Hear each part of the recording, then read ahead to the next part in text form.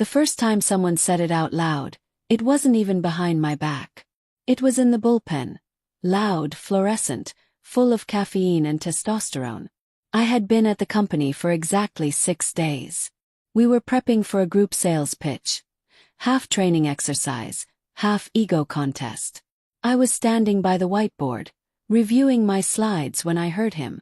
Brandon, 5 years in, loudest guy in the room, looked me up and down, then smirked and said to the team, "Guess it's true what they say.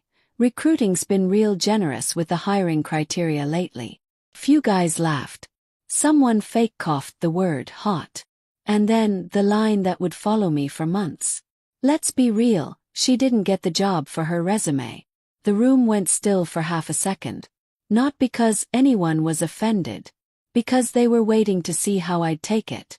Would I blush? Cry? Laugh it off? I did none of those things. Smiled.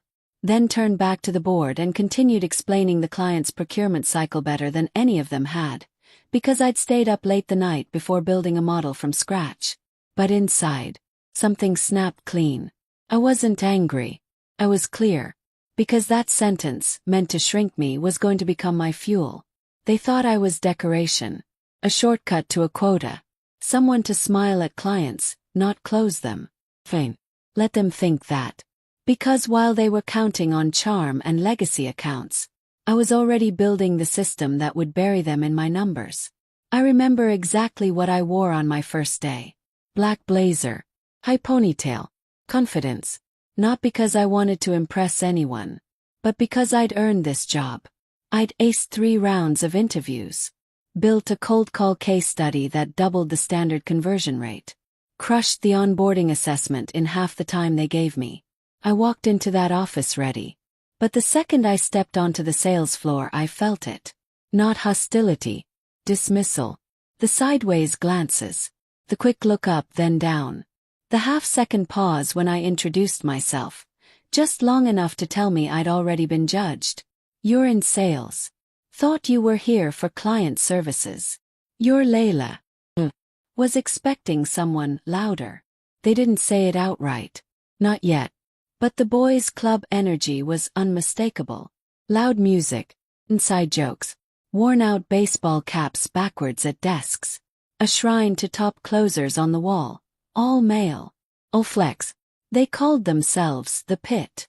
And I was the new animal dropped into the cage. The team lead walked me over to my desk. Last row, corner seat, next to the window that barely opened. "You'll want to sit tight and watch how we do things. Might pick up a few tricks." Smiled. Nodded. And took a seat. What they didn't know was that while they were busy sizing me up, I was already scanning the terrain. I listened to their calls. Watched how they opened pitches, rushed objections, missed signals. Noted every opportunity they talked over or laughed past. They weren't masters. They were loud amateurs who had never been challenged. And now, they'd accidentally hired their wake-up call. If there was a handbook for the culture on that floor, it wasn't written in ink. It was written in swagger. Everything was a competition. But nothing was really measured. Deals weren't tracked with detail. They were bragged about at lunch. Objections weren't handled with nuance. They were steamrolled with charm. And the clients, they were rarely people. They were numbers, trophies, or worse, punchlines. It was locker room energy dressed in business casual. There was a whiteboard labeled Killer Instinct. Only 2 names ever stayed at the top, Brandon and Nate. They kept score like it was a video game.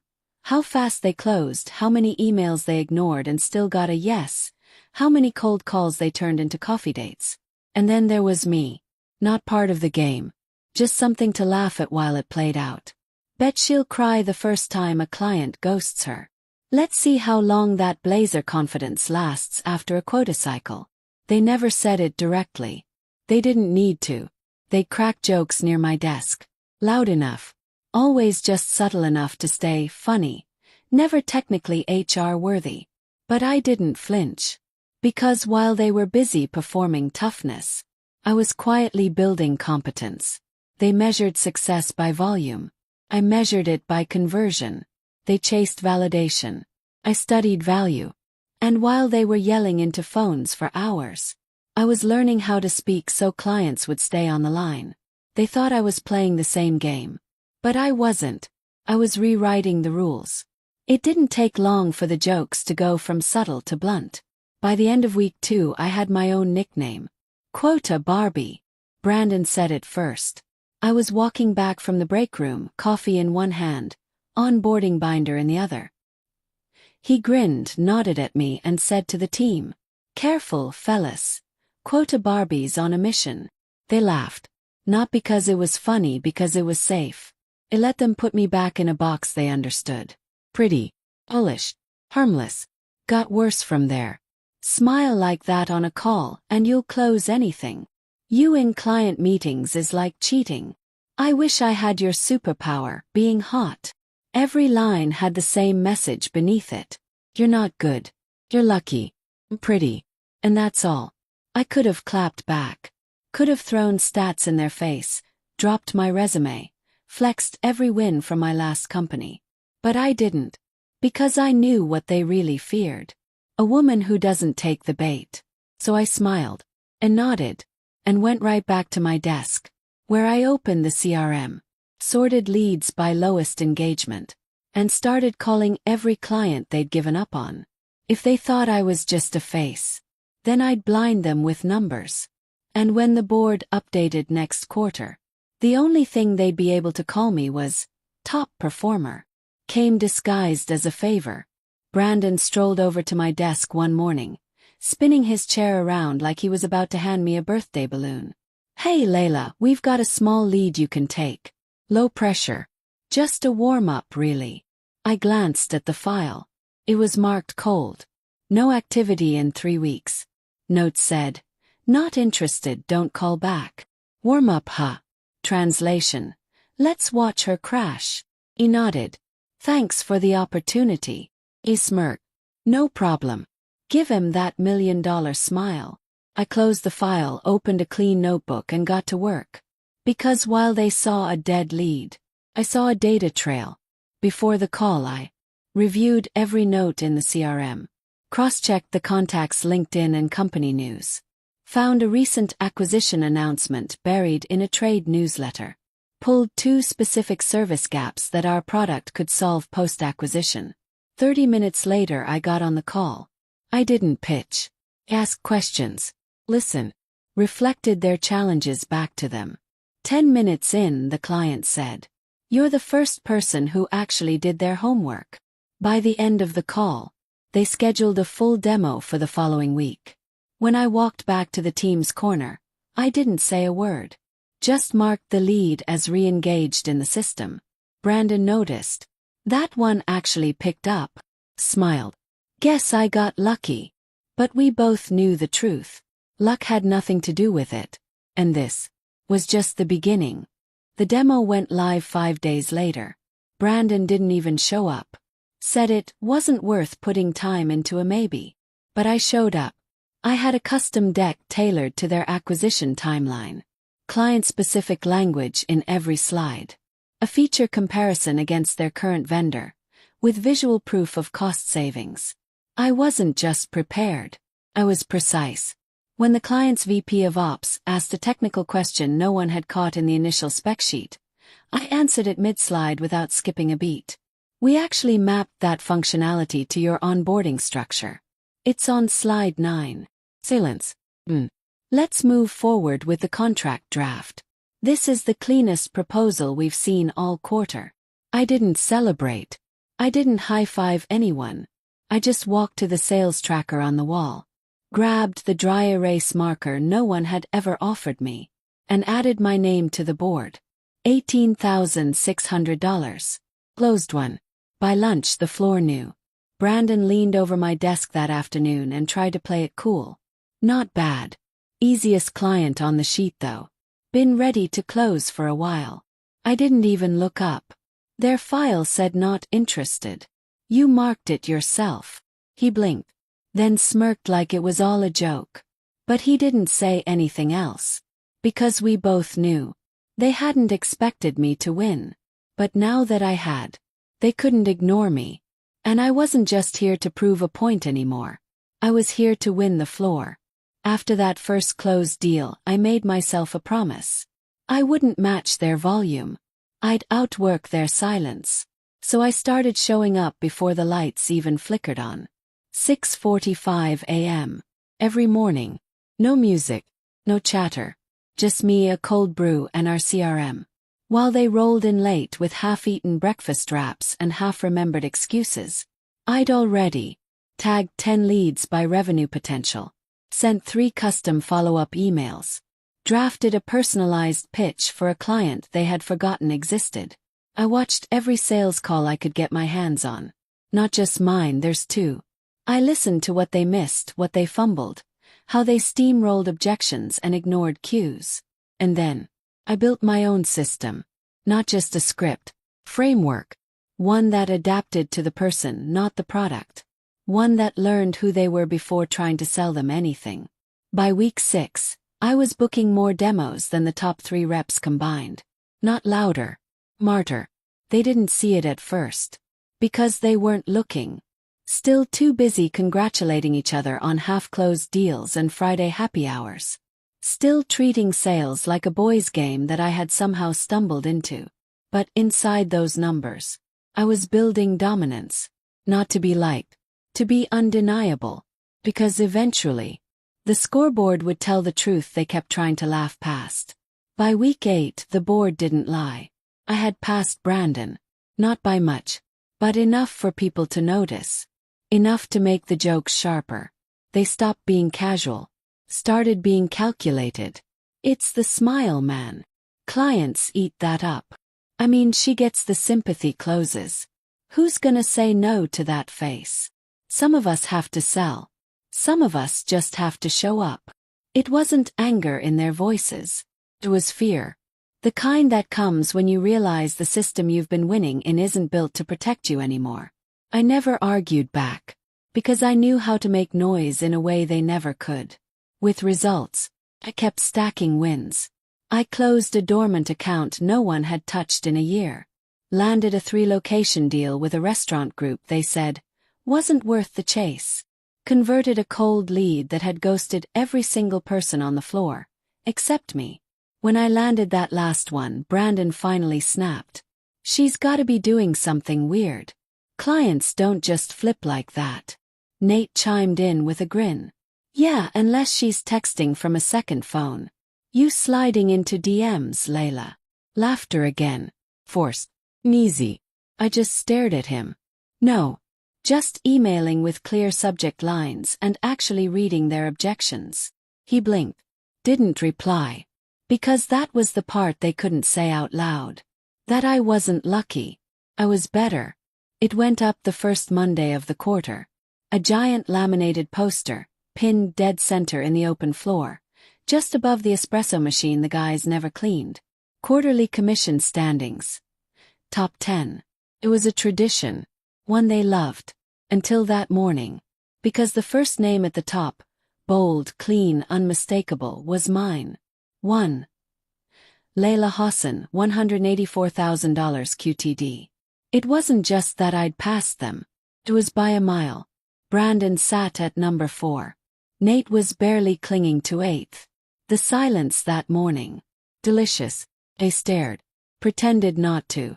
Brandon made a joke about the printer glitching. But the numbers were right. And worse. They were earned. Everyone knew I wasn't gifted a single legacy account. I hadn't inherited a pipeline. I hadn't stolen a single lead. Built it. Every dollar, every deal, every cold call that turned warm because I stayed longer on the phone than anyone else. 'Cause I followed up on Fridays. 'Cause I remembered birthdays. 'Cause I took notes. They had swagger. I had receipts. That afternoon I caught Brandon staring at the board. He didn't say anything when I passed. Just looked at my name like it was a riddle he couldn't solve. But I wasn't solving riddles. I was rewriting rules. And now, the whole floor could read them. Started with one call.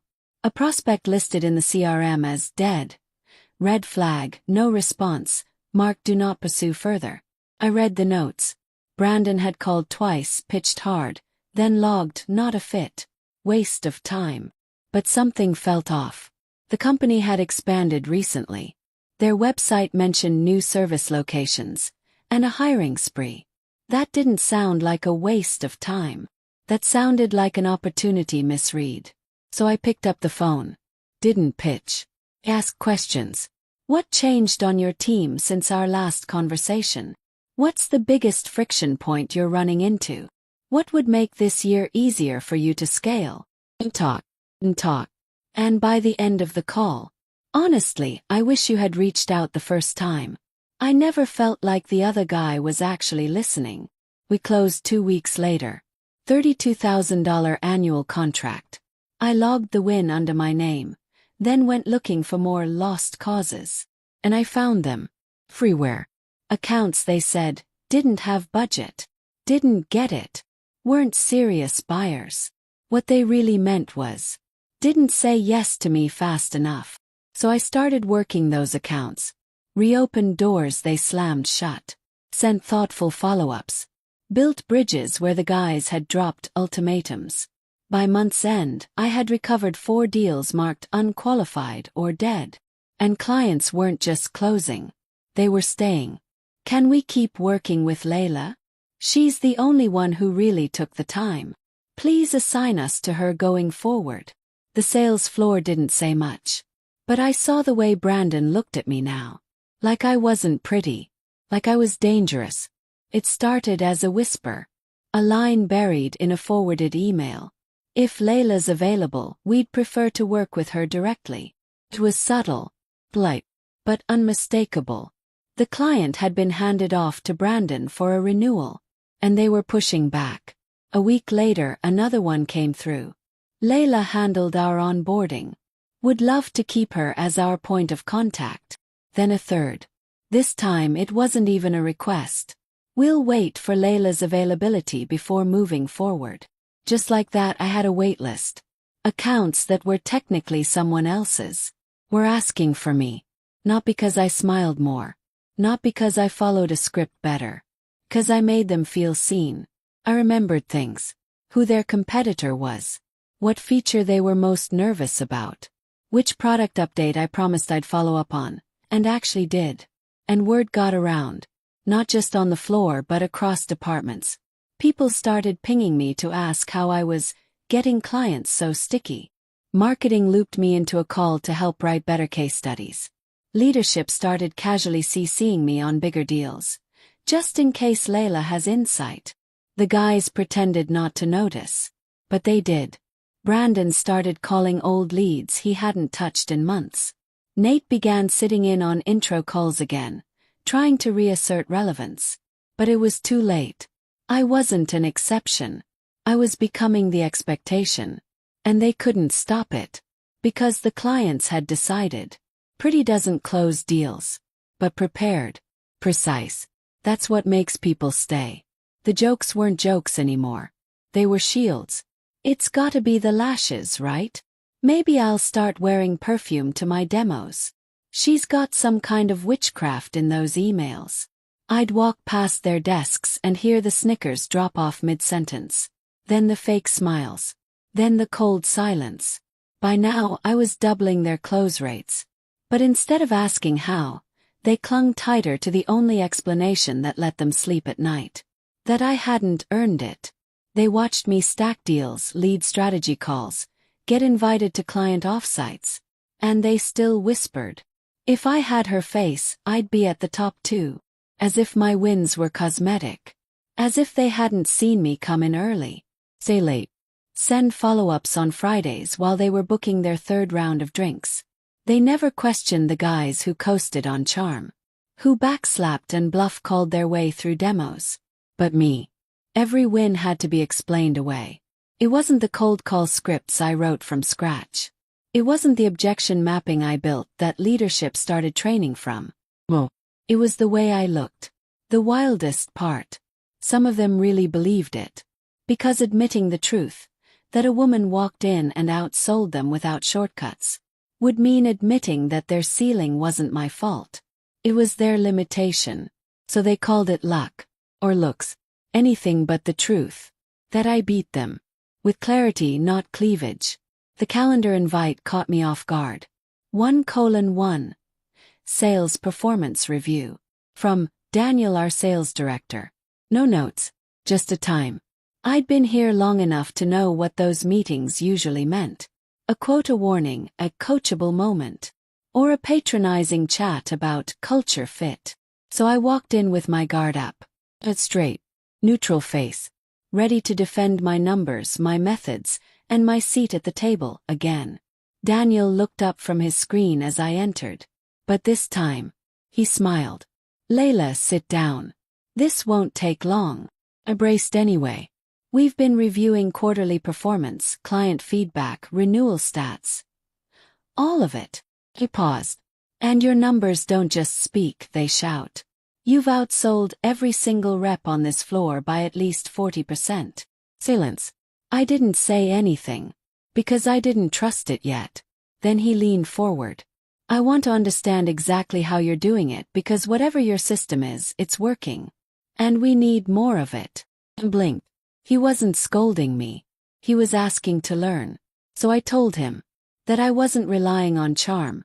I was using client language mapping.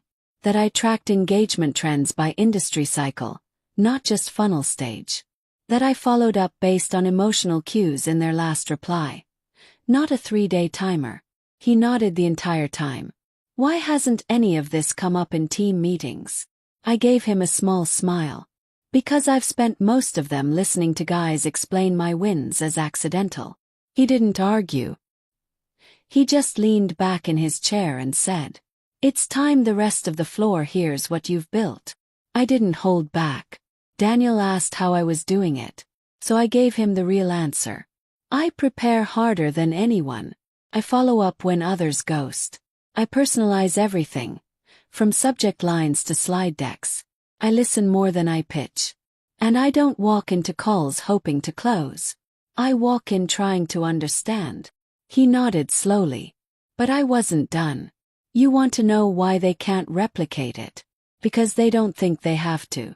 They've been told their whole careers that charisma closes deals. That volume beats strategy. That clients are easy if you sound confident enough. I leaned forward, calm and certain.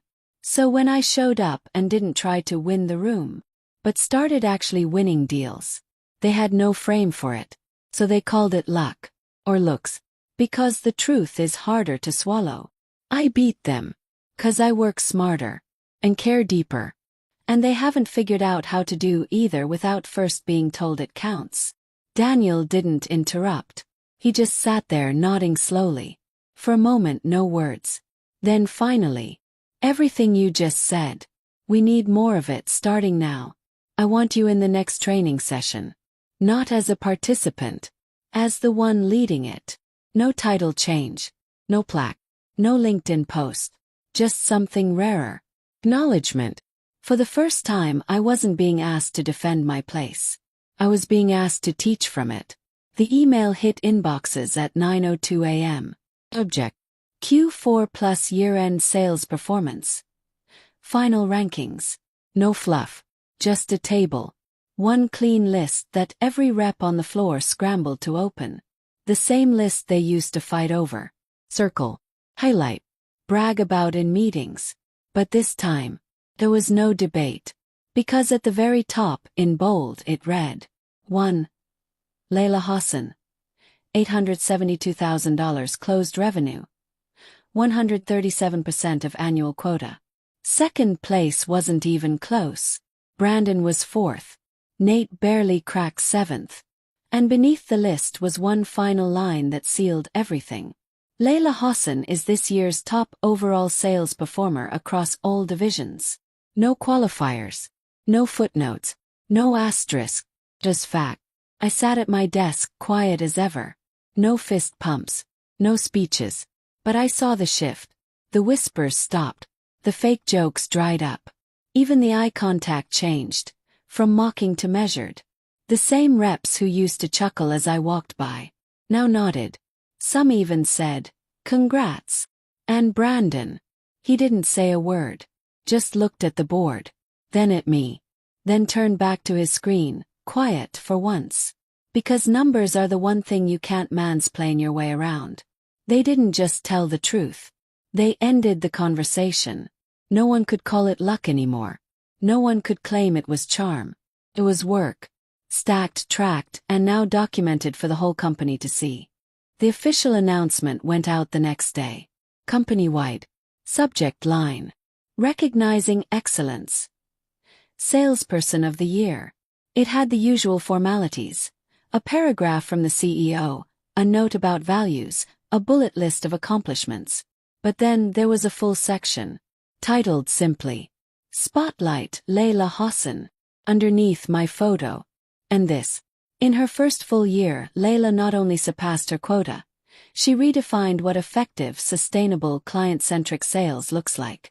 Her methodology, consistency, and commitment to detail are now being used as the new training standard for incoming reps. She's proof that preparation, emotional intelligence, and empathy don't just belong in sales. They win in it. I read it twice. Not because I couldn't believe it, but because it finally sounded like someone had been paying attention. They asked me to speak at the next company all hands. I kept it simple. I was underestimated when I walked in here. Some of you know what that feels like. I didn't change who I was to earn a place. I just showed up every day prepared to be better than the day before. Clients noticed. Now you do too. I didn't thank the guys who mocked me. They weren't the fire. They were the smoke. And I'd cleared it. Because this wasn't about proving them wrong anymore. This was about proving me right. Recognition didn't change them. Just made them quieter. Sharper around the edges. Polite in public, petty in private. Brandon stopped making jokes. Instead he started skipping my name in team meetings. Pretending my ideas were echoes of his. Talking over me when I spoke. Even as everyone listened to me, not him. Nate started copying my email formatting. Quoting my scripts without credit. Trying to beat me at the system I built, without learning why it worked. A few even muttered behind my back. Let's see if she can keep it up next year. All that effort for one good cycle. Guess it pays to be a company favorite. They said those things as if they made them feel better. They didn't. Because every time they tried to pull me down, I was already 3 floors higher. I wasn't fighting them anymore. I wasn't proving anything to them. I was building what they couldn't touch. Clients weren't just closing, they were referring. Other departments were asking me to train their teams. Leadership was inviting me into strategy meetings, not sales meetings. I'd outgrown their noise, their bitterness, their assumptions. Because you can only mock a winner for so long before it starts to sound like jealousy. And me. I wasn't bitter. I was busy. The offer came in a glass-walled conference room, 3 floors above the chaos I used to sit in. Daniel pulled me aside after a quarterly review. We want you to build a team. From scratch.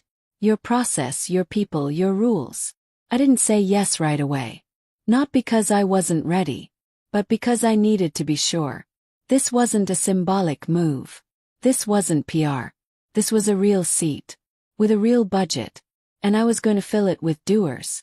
Not talkers. Not performers. Not the loudest in the room. The sharpest. I wrote the job descriptions myself. No rock stars. No sales ninjas. Just people who valued preparation over pressure. Empathy over ego. Clarity over chaos. And when the resumes started coming in, I didn't look at headshots. I looked at follow-up emails. Cover letters with actual research in them. Stories of grit, not gloss. I interviewed each candidate with one core question. What's one thing people underestimated about you? And how did you turn that into your edge? Because that was the heartbeat of this team. The underestimated. Who had stopped asking for permission to lead. 6 weeks later I had 5 reps. 3 women. 2 men. Different backgrounds. Different voices. One culture. Win with substance. And protect each other doing it. On day 1, I handed them a single-page doc titled, What Got Me Here? No jargon. Just process, principles, and a promise. You don't have to play small here to survive. You just have to be sharp, respectful, and real. We called ourselves the quiet floor. But by Q2, everyone would hear us. It happened in the elevator. Late Friday. End of quarter. The quiet floor had just hit 127% of target. 2 months ahead of schedule. The Slack channel was lit with high fives and screenshots. I was heading out, tote bag on one shoulder when the doors opened. Brandon. Same smirk. Same energy. Except now I was looking at him from 3 floors up, literally and otherwise. He stepped in. Pressed lobby. Looked over at me. Heard you guys had a good quarter. Must be nice when the company hands you all the warm leads. It was laughable. Still trying to rewrite the narrative. Even as the numbers screamed over him. I turned toward him slowly. Collected. And said. No one handed me anything, Brandon. But even if they did, I wouldn't have dropped it like you did. He blinked. I didn't wait for a response. You spent an entire year telling the room I was just lucky. Just a face. Just here for show. Now I've got a team, a vertical, and a top-performing unit. And you're still stuck on the story you told yourself. Because it's easier than facing what actually happened. The elevator dinged. I stepped out first. But before the doors closed, I turned back one last time. You said I only got the job because I'm pretty. And now, I outsell, outlead, and outlast the entire floor. So tell me, how pretty does your excuse look now? Doors closed. Conversation over. People still ask me how I did it. How I kept going when they laughed. How I kept showing up when they whispered. How I stayed calm when they reduced my work to a smile. And I always say the same thing. I didn't stay to prove them wrong. I stayed to prove myself right. Because from day one I knew I belonged. Not because I was the loudest. Not because I was the favorite. Because I was prepared, disciplined, and dead serious about doing the work they joke through. I didn't fight to sit at their table. Built my own. Then filled it with people who didn't ask to be taken seriously, because they already were. I don't replay the insults. Don't catalog the slights. Don't list their names. Because none of them were the fire. The work was the fire. And now, my results speak fluently. My team wins consistently.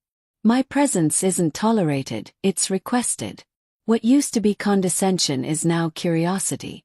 What used to be mockery is now imitation.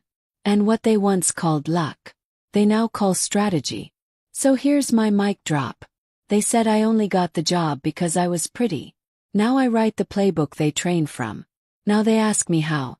And I decide who gets the answer.